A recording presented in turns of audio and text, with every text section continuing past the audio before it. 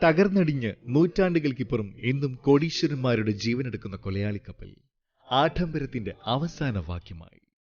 20-ാം നൂറ്റാണ്ടിന്റെ തുടക്കകാലങ്ങളിൽ ലോകത്തെ വിസ്മയിപ്പിച്ച ടൈറ്റാനിക് എന്ന അത്ഭുത നൗകയെ ഒരു പ്രശസ്ത മാധ്യമം ഈയിടെ വിശേഷിപ്പിച്ചത് ഇങ്ങനെയാണ്. ഒരു നൂറ്റാണ്ടിനു മുമ്പ് ഇംഗ്ലണ്ടിലെ സതാംപ്ടൺ തുറമുഖത്തു നിന്നും 2236 യാത്രക്കാരുമായി പ്രയാണം ആരംഭിച്ച് ആദ്യ യാത്രയിൽ തന്നെ വലിയൊരു ദുരന്തമായി ആഴക്കടലിൽ മുങ്ങിമാഞ്ഞ ടൈറ്റാനിക് എന്ന ആഡംബര നൗകയുടെ ഐതിഹാസിക നാമവും ചരിത്രവും ലോകമെങ്ങും ഒരിക്കൽ കൂടി ചർച്ചാ വിഷയം ആയിരിക്കുകയാണിപ്പോൾ.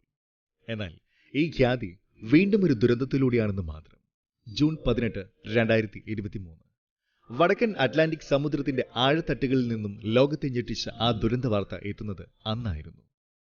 111 വർഷങ്ങൾക്ക് മുൻപ് തകർന്നടിഞ്ഞ ടൈറ്റാനിക് എന്ന കപ്പലിന്റെ അവശേഷിപ്പുകൾ കണ്ട് മടങ്ങുന്നതിനായി നടത്തിയ യാത്രയ്ക്കിടെ ടൈറ്റൻ എന്ന അന്തർവാഹിനിയും അതിലുണ്ടായിരുന്ന യാത്രക്കാരും ആഴക്കടലിൽ അപ്രത്യക്ഷമായിരിക്കുന്നു. ആഴക്കടൽ പര്യവേഷണങ്ങൾ സംഘടിപ്പിക്കുന്ന സ്വകാര്യ കമ്പനിയായ ഓഷ്യൻ ഗേറ്റ് എക്സ്പെഡിഷൻസിന്റെ ഉടമസ്ഥതയിലുള്ള സബ്മേഴ്സിബിൾ ആയിരുന്നു ടൈറ്റൻ. ടൈറ്റനുമായുള്ള ആശയവിനിമയം നഷ്ടപ്പെട്ട് വിവരം കമാൻഡ് ഷിപ്പിൽ നിന്നും ലഭിച്ച ഉടൻ തന്നെ വലിയ തോതിലുള്ള തിരച്ചിൽ ദൗത്യത്തിന് US കോസ്റ്റ് ഗാർഡ് തുടക്കം കുറിച്ചിരുന്നു. US coast guard, US navy, Canadian coast guard തുടങ്ങി അമേരിക്കയും കാനഡയും ഫ്രാൻസും അടങ്ങിയ അനവധി വമ്പന്മാർ ചേർന്ന് നടത്തിയ ഒരു അന്താരാഷ്ട്ര രക്ഷാ ദൗത്യം. കാരണം നിസ്സാരക്കാരായിരുന്നില്ല ടൈറ്റനിൽ യാത്ര ചെയ്തിരുന്നവർ. ഏകദേശം 2 കോടി രൂപയോളം വിലമതിച്ചിരുന്ന യാത്രാ ടിക്കറ്റുകൾ കൈക്കലാക്കി ടൈറ്റാനിക് കാണാൻ ഇറങ്ങിത്തിരിച്ചവരുടെ കൂട്ടത്തിലുണ്ടായിരുന്നത് ഓഷ്യൻ ഗേറ്റ്സിന്റെ CEO സ്റ്റോക്ടൺ റഷ് ഉൾപ്പെടെ ലോകത്തിന്റെ നാനാഭാഗത്തു നിന്നുമുള്ള 5 കോടാനുകോടീശ്വരന്മാർ. എന്നാൽ ശതകോടികൾ മുടക്കി ദിവസങ്ങളോളം നീണ്ടുനിന്ന രക്ഷാപ്രവർത്തനം ഫലം കണ്ടില്ല. 5 ദിവസത്തെ തിരച്ചിലിനൊടുവിൽ അറ്റ്ലാന്റിക് സമുദ്രത്തിന്റെ പലയിടങ്ങളിൽ നിന്നുമായി ടൈറ്റൻ അന്തർവാഹിനിയുടെ ഭാഗങ്ങൾ കണ്ടെടുത്തതായും 5 യാത്രക്കാരും മരണപ്പെട്ടതായും US കോസ്റ്റ് ഗാർഡ് ഔദ്യോഗികമായ സ്ഥിരീകരണം നടത്തി. അപകട കാരണം കടലിനടിയിലെ അമിതമർദ്ദം മൂലമുണ്ടായ കറ്റാസ്ട്രോഫിക് ഇംപ്ലോഷൻ അഥവാ ഞൊടിയിടയിലുണ്ടായ അകത്തേക്കുള്ള പൊട്ടിത്തെറി.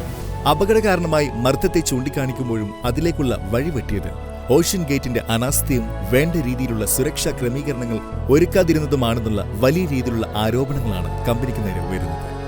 സുരക്ഷാ മാനദണ്ഡങ്ങളെ വേണ്ട രീതിയിൽ വകവയ്ക്കാതെയുള്ള ഓഷ്യൻ ഗേറ്റിന്റെ നയങ്ങൾക്കെതിരെ ഇതിനു മുമ്പും പല പ്രതിഷേധങ്ങളും ഉണ്ടായിട്ടുണ്ട്. ടൈറ്റന്റെ രൂപഘടനയിൽ ഞാൻ ഒരിക്കലും സംതൃപ്തനായിരുന്നില്ല. അതിന്റെ സുരക്ഷയിൽ ആശങ്ക പ്രകടിപ്പിച്ചുകൊണ്ട് പല വിദഗ്ധരും കമ്പനിക്ക് കത്തെഴുതിയിട്ടുണ്ട്. ഒരിക്കൽ അവർ എന്നെയും ഈ യാത്രയ്ക്ക് ക്ഷണിച്ചിട്ടുള്ളതാണ്. പക്ഷേ എനിക്ക് താല്പര്യമുണ്ടായിരുന്നില്ല.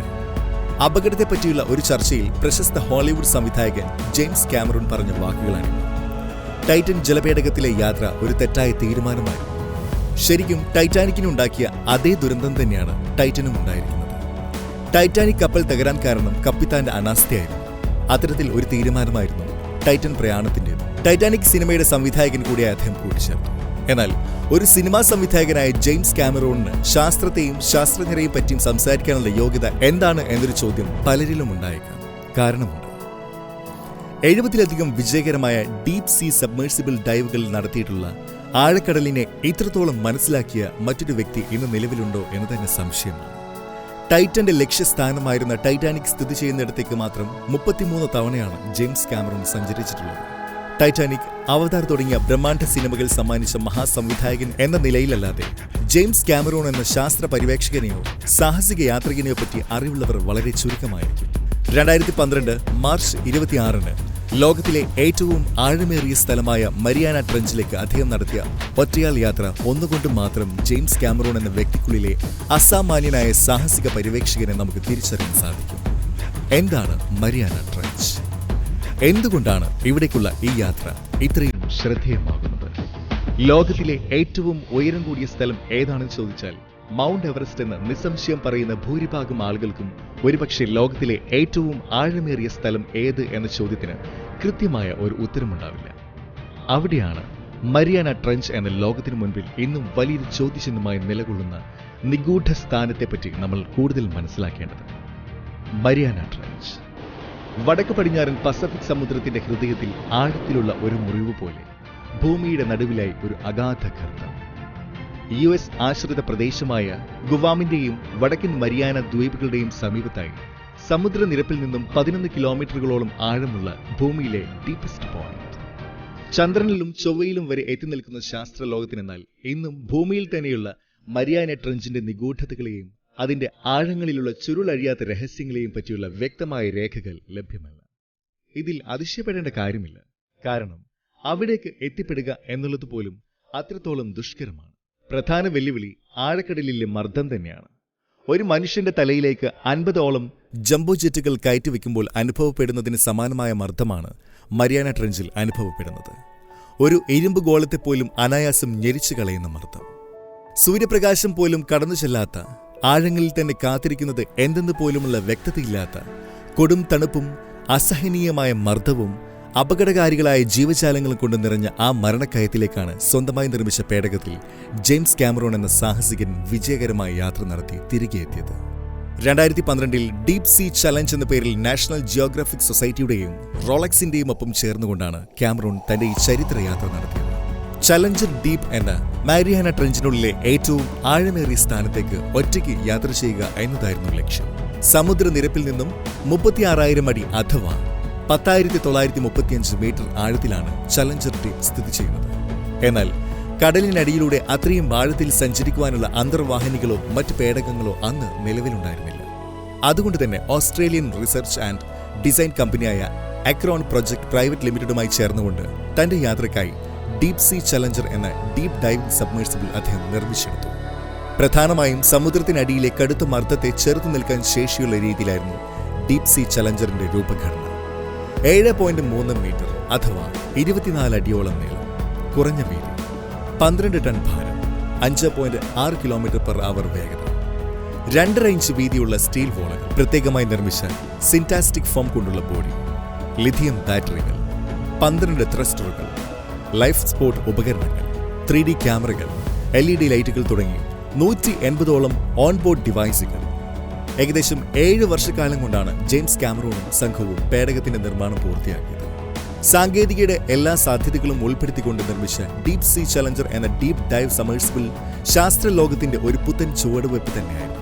അങ്ങനെ പണിപ്പുരയ്ക്കുള്ളിലെ വർഷങ്ങൾ നീണ്ട കണക്കുകൂട്ടലുകൾക്ക് ശേഷം 2012 മാർച്ച് 26 തന്റെ ഇളം പച്ച നിറത്തിലുള്ള സ്വപ്ന പേടകത്തിൽ ഭൂമിയുടെ ആഴങ്ങളിലേക്ക്, അതിന്റെ അനന്തതയിലേക്ക് ജെയിംസ് കാമറൂൺ തന്റെ ചരിത്രയാത്ര നടത്തി. ഭൂരിഭാഗം മനുഷ്യരും ചിന്തിക്കാൻ പോലും ഭയക്കുന്ന അതിസാഹസിക യാത്ര. എന്തും സംഭവിക്കാം. കൂരിരുട്ടടഞ്ഞ കടലാഴങ്ങളിൽ തന്നെ കാത്തിരിക്കുന്നത് എന്താണ് എന്നതിനെപ്പറ്റിയുള്ള വ്യക്തത പോലുമില്ല. എങ്കിലും ഏത് പ്രത്യാഘാതങ്ങളും നേരിടാൻ തയ്യാറായി തന്നെയായിരുന്നു അദ്ദേഹം ഇതിനിറങ്ങിത്തിരിച്ചത്. മദർഷിപ്പിൽ നിന്നും ഡൈവ് ചെയ്ത് ഏകദേശം 2 മണിക്കൂർ 36 മിനിറ്റുകൾ കൊണ്ട് 36,000 അടി ദൂരം താണ്ടി അദ്ദേഹം ഭൂമിയുടെ അടിത്തട്ടിലെത്തി. മാനവരാശിയുടെ ഒരു ചരിത്ര നേട്ടം. ജെയിംസ് കാമറൂണിന് മുൻപ് ഈ സുവർണ നേട്ടം കൈവരിച്ചിട്ടുള്ളത് വെറും 2 പേർ മാത്രമായിരുന്നു. 1960-ൽ ട്രിയസ്റ്റ് എന്ന അന്തർവാഹിനിയിലെത്തിയ US നാവികനായിരുന്ന ഡോൺ വാൾഷ്, സ്വിസ് ഓഷ്യനോഗ്രാഫറായിരുന്ന ജാക്കൂസ് പിക്കാർഡ് എന്നിവർ മാത്രം. എന്നാൽ ഇതാദ്യമായിരുന്നു മാരിയാന ട്രെഞ്ചിലേക്ക് ഒറ്റയ്ക്കൊരു മനുഷ്യൻ എത്തപ്പെടുന്നത്. ട്രിയസ്റ്റിലെത്തിയ നാവികർ ചരിത്രം എഴുതിയെങ്കിലും പക്ഷേ കാര്യമായ കണ്ടെത്തലുകൾ ഒന്നും തന്നെ നടത്തുവാൻ അവർക്ക് സാധിച്ചിരുന്നില്ല. വെറും 20 മിനിറ്റ് മാത്രമായിരുന്നു മരിയാന ട്രെഞ്ചിന്റെ അടിത്തടങ്ങളിൽ അവർക്ക് ചിലവഴിക്കാൻ കഴിഞ്ഞത്. സാങ്കേതിക തകരാറുകൾ മൂലം പെട്ടെന്ന് തന്നെ അവർക്ക് തിരികെ മടങ്ങേണ്ടി വന്നു. ലാൻഡിംഗ് സമയത്ത് അടിത്തട്ടിലെ ചെളിയിളകി കാഴ്ച മറച്ചതുമൂലം ചലഞ്ചർ ഡീപ്പിന്റെ ചിത്രങ്ങൾ പകർത്തുവാൻ പോലും അവർക്കന്ന് സാധിച്ചിരുന്നില്ല. എന്നാൽ അതുമായി താരതമ്യം ചെയ്ത് വായിക്കുമ്പോഴാണ് ജെയിംസ് കാമറൂണിന്റെയും സംഘത്തിന്റെയും ഡീപ് സീ ചലഞ്ച് എത്രത്തോളം വിജയകരമായ ഒരു ദൗത്യമായിരുന്നു എന്ന് നമ്മൾ തിരിച്ചറിയുന്നത്. ഏകദേശം 3 മണിക്കൂറുകളോളമാണ് അദ്ദേഹം ചലഞ്ചർ ഡീപ്പിൽ ചിലവഴിച്ചത്. തനിക്ക് മുമ്പെത്തിയവർ നേരിട്ട എല്ലാ പ്രതിസന്ധികളെയും പഠിച്ചുകൊണ്ട് വളരെ സൂക്ഷ്മമായ തയ്യാറെടുപ്പുകളായിരുന്നു അദ്ദേഹം നടത്തിയത്.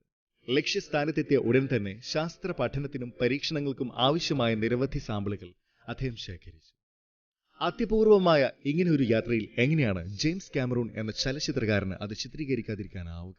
തന്റെ യാത്രയുടെ തുടക്കം മുതൽ ഒടുക്കം വരെയുള്ള ഓരോ നിമിഷവും പേടകത്തിൽ ഘടിപ്പിച്ചിരുന്ന ക്യാമറകളിലൂടെ അദ്ദേഹം അതിമനോഹരമായി ഒപ്പിയെടുത്തു. James Cameron Deep Sea Challenge എന്ന പേരിൽ ഈ യാത്രയെ പറ്റിയുള്ള ഒരു ഫീച്ചർ ലെങ്ത് 3D ഡോക്യുമെന്ററിയും ഈ മൾട്ടി ടാലന്റ് ജീനിയസ് പുറം ലോകത്തിന് സമ്മാനിച്ചു. അതിസാഹസികമായ ഈ യാത്ര പൂർത്തിയാക്കി അദ്ദേഹം തിരികെ എത്തിയതും ചരിത്രം കുറിച്ചുകൊണ്ടായിരുന്നു. വെറും 70 മിനിറ്റ് സമയം മാത്രം എടുത്തുകൊണ്ടാണ് ഭൂമിയുടെ അടിത്തട്ടിൽ നിന്നും 11 കിലോമീറ്റർ സഞ്ചരിച്ച് അദ്ദേഹം ഉപരിതലത്തിലെത്തിയത്.